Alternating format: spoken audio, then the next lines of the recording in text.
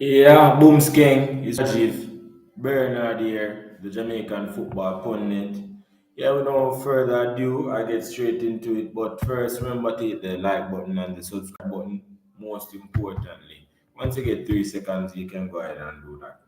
Alright, so the meat of the matter is the Reggae Boys national team selection as they have this game coming up on the 6th of this month here as we'll be facing the Dominican Republic team.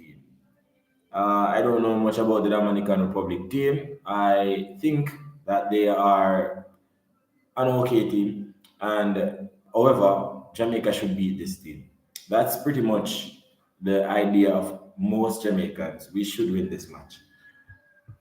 Now, I'll get straight into the selection that we have for this game. We have in goal, we have the Shaquan Davis, and we have Jaden Hibbert, Conor Boyce Clark, Jamali Wait, and those are our goalkeepers. That's four goalkeepers. And Dexter, I'm looking at my phone here. Dexter Lem Bikisa is our right back. Deshaun Bernard, my namesake, last name was, is our centre back. Greg Lay, a left back. Damian Lowe, defensive midfielder, centre back. Michael Hector, defensive midfield centre back. Richard King, centre back or defensive midfield. Tavon Gray, right back or centre back. John Bell, I don't know much about John Bell. I suspect that he's a left back because we're short on that role. Uh, Aside from Richard King or John Bell, there isn't anything much wrong with the defensive selection there. I mean, pretty much is expected. Amari Bell is out, so why not bring in John Bell? I mean, it makes sense, right? Casey Palmer, attacking midfield. K. Roy Anderson, defensive midfield, central midfield, even box to box or attacking midfield, I would say. Central midfielders, some of them are box to box, some of them are Mazellas, and some of them are sitters, meaning they stay in their designated spot, their role. So Kira, I think, is more naturally a box to box player. And what you tend to find is that box to box players can end up becoming central attacking midfielders. And they can also do the work in getting around to do defensive duties in defensive midfield. So you look at man like Fede Valverde, the way that he plays, the energy that he goes about with the exuberance about his game, the industriousness about his game. So it's quite similar in the sense of playing style. All right. And that's the type of player I think Kira Anderson is. His best role, I think, would be a box to box player. That's what I think. Uh, then we have Bobby Reed, one of the most, I should say, humble players.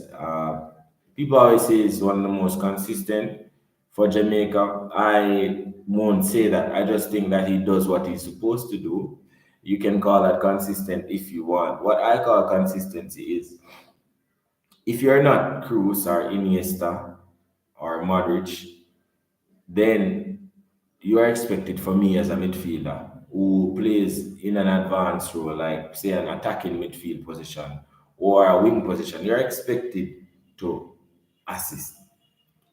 If not assist, create chances. I wouldn't say that he's been exceptional in that sense. However, in the sense that he does the simple things and he's professional about his game and the way that he carries himself off the field, I will say that he's been very good in that regard for us. And I would pick him to start, you know what I mean?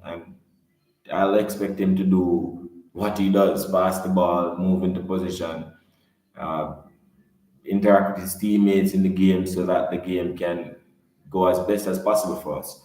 That's what I see Bobby Reed doing. Daniel Johnson, who I don't think has been getting the right amount of game time for his national team. He's a very good player, in my opinion. Alex Marshall, a selection that I had questioned the the necessity of. Uh, Adrian Reed Jr. This player looks like a good upcoming prospect. I haven't seen enough games of him, but from the little that I've seen, this player looks like he can be developed into something good or even decent. And then we have my one of my favorite players, Kevin Lambert. I'm not exactly sure. Maybe there was something happening in his personal life. I don't know why he was selected and he played well and then he was dropped. Now he's being called when he did not do well in the MLS and was sent back to the USL. I was upset about that. But it's good to see that he's back in the national setup. I think that this is obviously because Joel Latibodir is allegedly injured and so he's filling in that role. I hope he can do his best and still be called up for the upcoming fixtures that will come in the Copa. Then we go on to the forwards now. Shamar Bowser, everybody know Bowser. Again, one of my favorite players in the world, not just for the Jamaican national team, in the world. I have this game that I play called OSM. It's a football manager game. I always pick Shamar Nicholson. I was buying. Right now, I'm using his team, Clement Foot, and I'm playing four different leagues in the same game, and I have four different slots for each of these teams to manage. So I'm managing four teams as one manager, and one of the teams are Shamar Nicholson. One of the teams is Shamar Nicholson's team, Clement Foot, and we know that they are at the foot or they finished at the foot of the table in the league.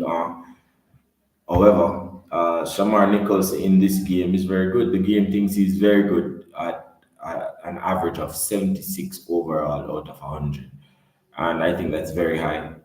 And his performances in the game is very good as well. I mean, the game always thinks he's good, whether his stats is 68 or 76. So, yeah, man. And right now, Shamar Nicholson is a very top forward, in my opinion. He can do well. He can do well in a club like Shakhtar Donetsk, Spartak Moscow. We saw him do well in Spartak Moscow, but they something happened when there was this coach that came in from Spain. The coach didn't like him apparently, and this had provided the way out on loan for him to Clermont Foot, and this is why he's in Clermont Foot. Let's see how that works out for him. We're coming to the transfer business now, summertime. So let's see how that works out for him. Then we have Ronaldo Cephas, another good player, a player that I think highly of.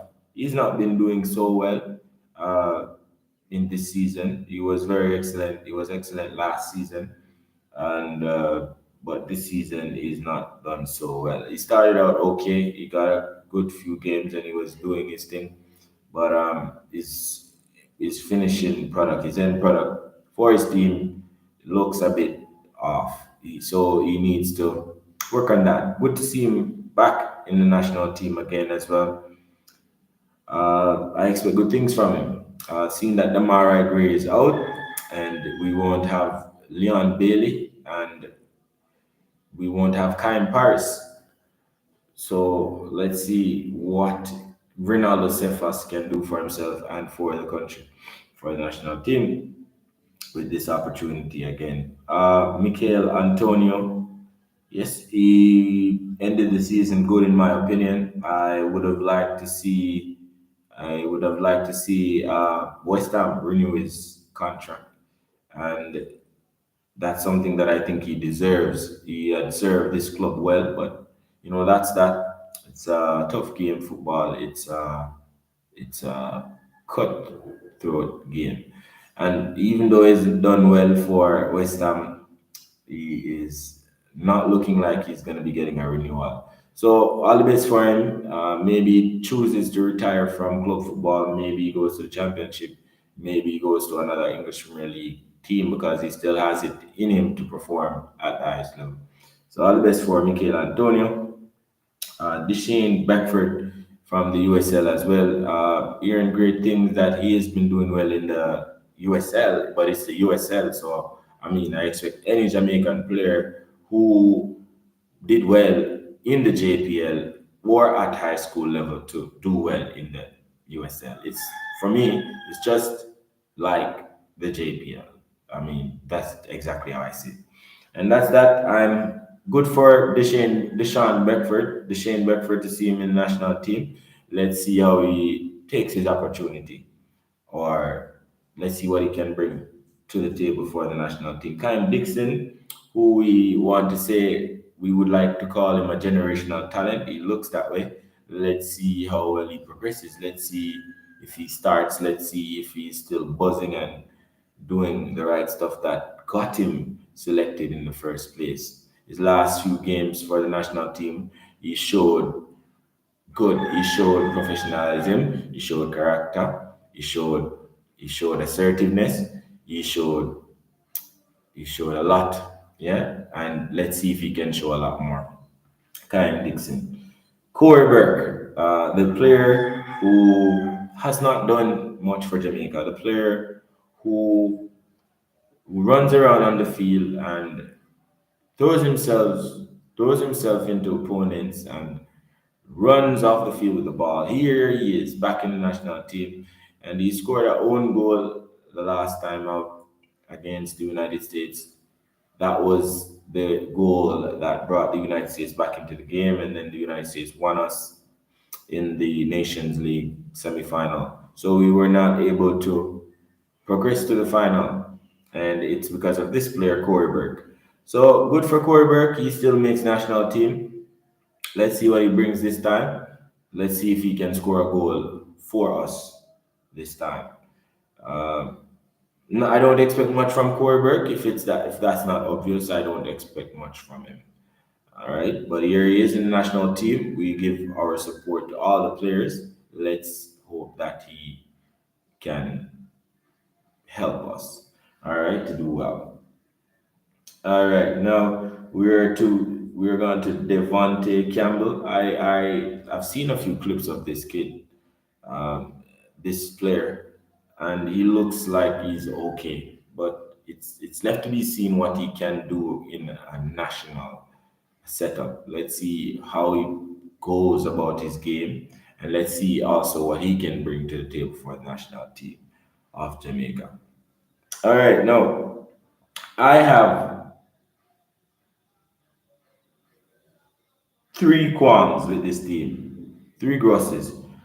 The first one is Scoreberg. Yeah, I think that we could have selected another player. We could have selected Colin Anderson, who is in North Macedonia. Don't remember the name of the team. The team is at last place in the North Macedonian Premier League. However, I just believe that Colin Anderson is better than Corey. He's big, he's faster, he's just better. And I think that we could have selected that player. We could have also selected Tremaine Stewart. What is he on ban? Isn't his ban over? We could have selected Tremaine Stewart, even though was he was let go, put on loan by Salernitana in Italy without even getting much game. We expected that. I expected that. You know what I mean? However, again, the point is Corey Burke. I think that Colin Anderson would have been a better option.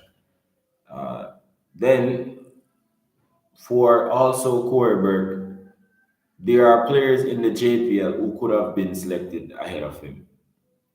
There is this player called Brian. I don't remember his other name. Maybe it's Kevin Bryan or something. He's a center forward. He's 28, 29 years old. He's younger than Corey Burke. He should be a part of the team in place of Corey Burke. That's just my opinion.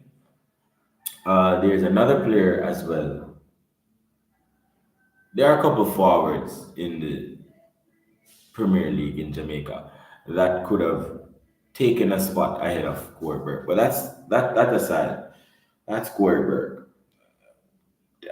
Devontae Campbell. Between Devontae Campbell and Alex Marshall, both those two players should or could have been left out of the team for Kyle Paris. Any one of them, Devontae Campbell or Alex Marshall. I'm more going towards Devontae Campbell being um, replaced by Kaim Paris because Kaim Paris is currently playing in the Azerbaijani Premier League. His team finished third place. He's going to be playing the European Conference League next season. And the league that he's in, there's a team called Karabag in this league. This team has been doing well in the European competitions for about 5 years, about 6 years. They were the first team that got close to beating Leverkusen the real way this season, and they did it twice. They almost beat them twice. Like it was so close, they completely balled Leverkusen. They went tooth and nail, but unfortunately, they did not. They were not triumphant over Leverkusen. Kudos to Leverkusen. Who, yes, I'm straying. Leverkusen eventually lost their only game of the season in their most important final, I would say, our match, which was against Atalanta, and it was the Europa Cup final. Yes, all right,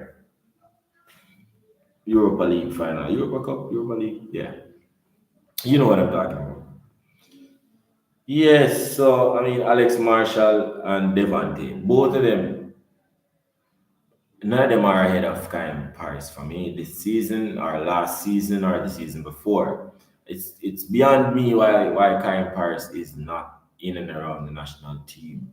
Moreover, all right, more often than not. But that's that. Let's hope to see that Karen Paris gets back into the national team for another game. You see me?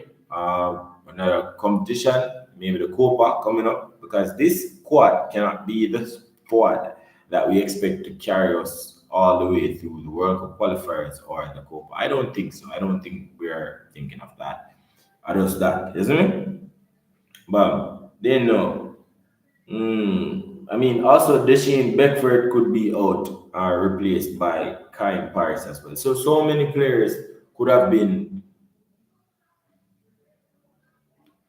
not selected instead of Kai Paris. He didn't have to select these players ahead of Kai Paris, but for whatever reason, I don't know. Maybe Kai Paris has some problems with his documents and stuff.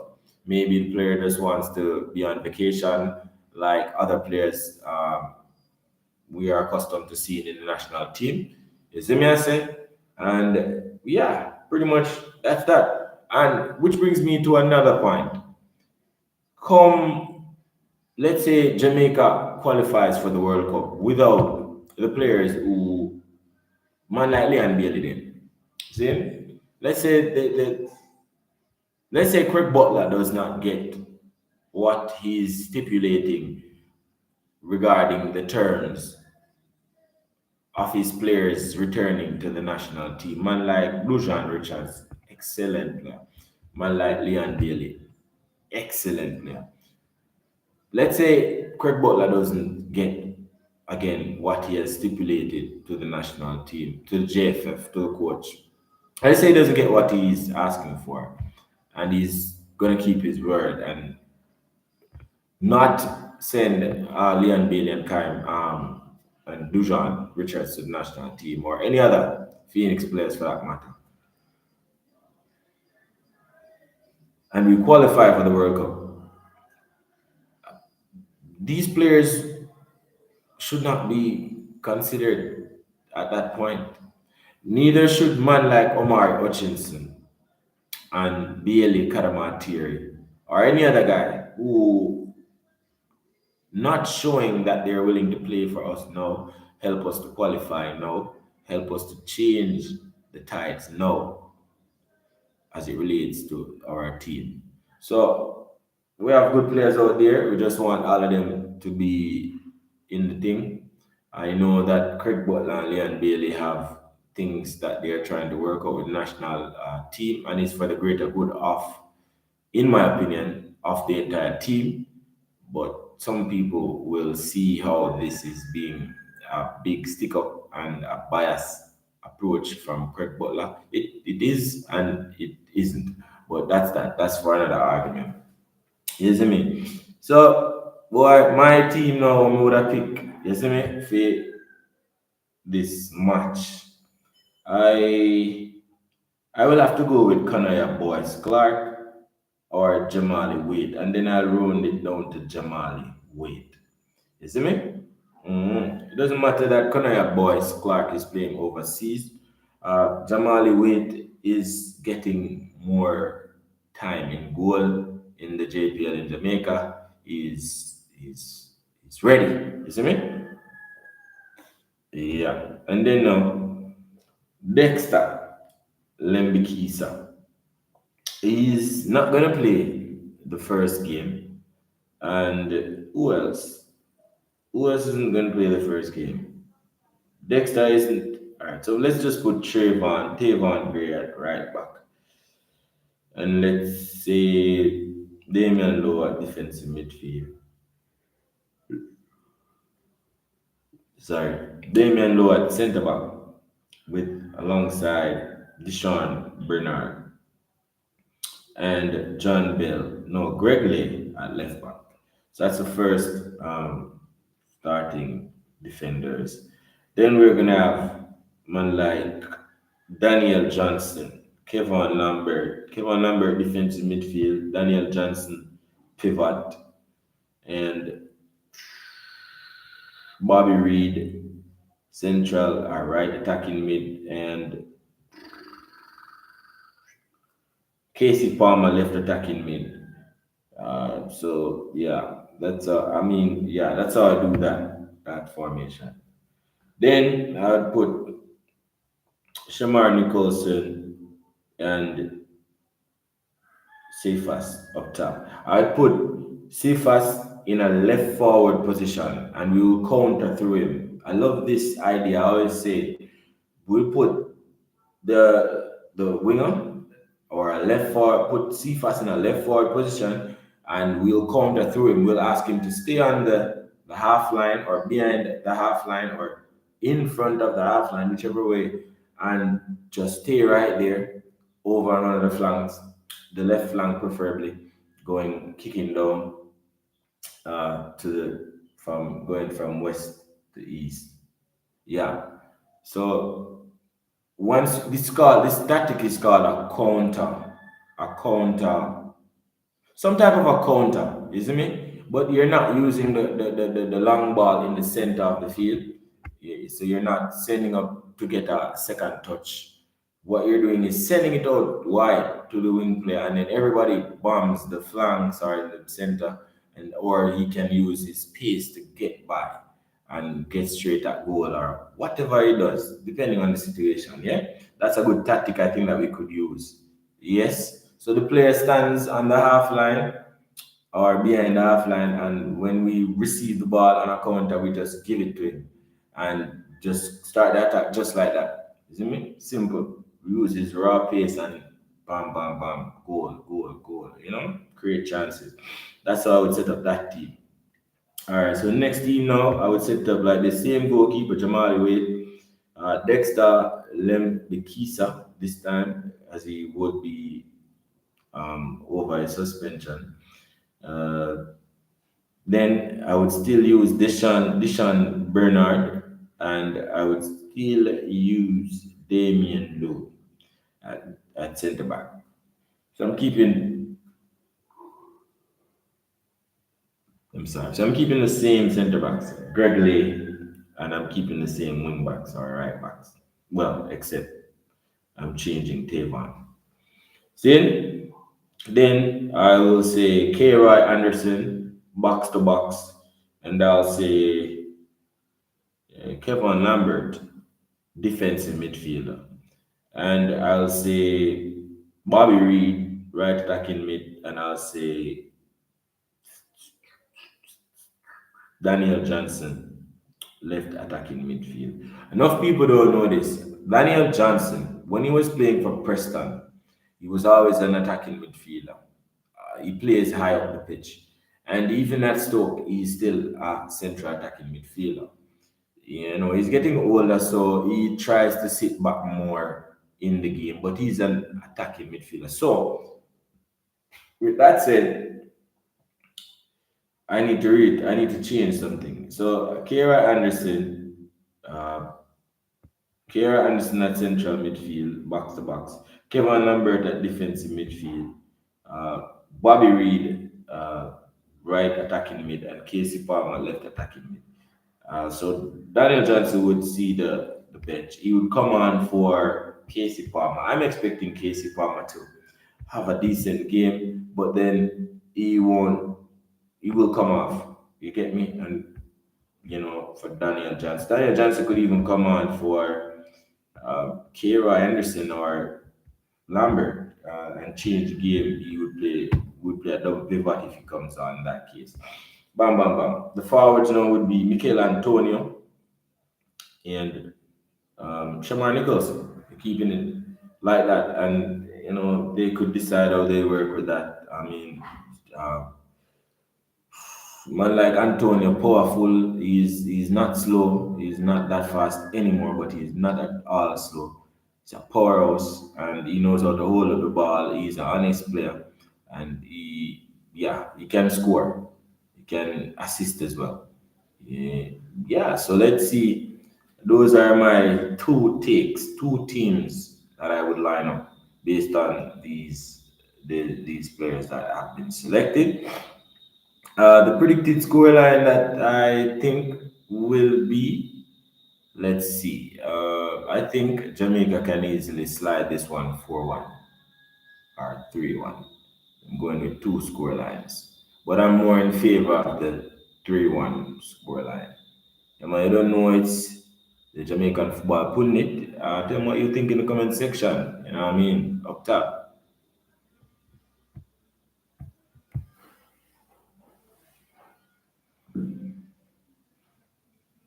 Hello.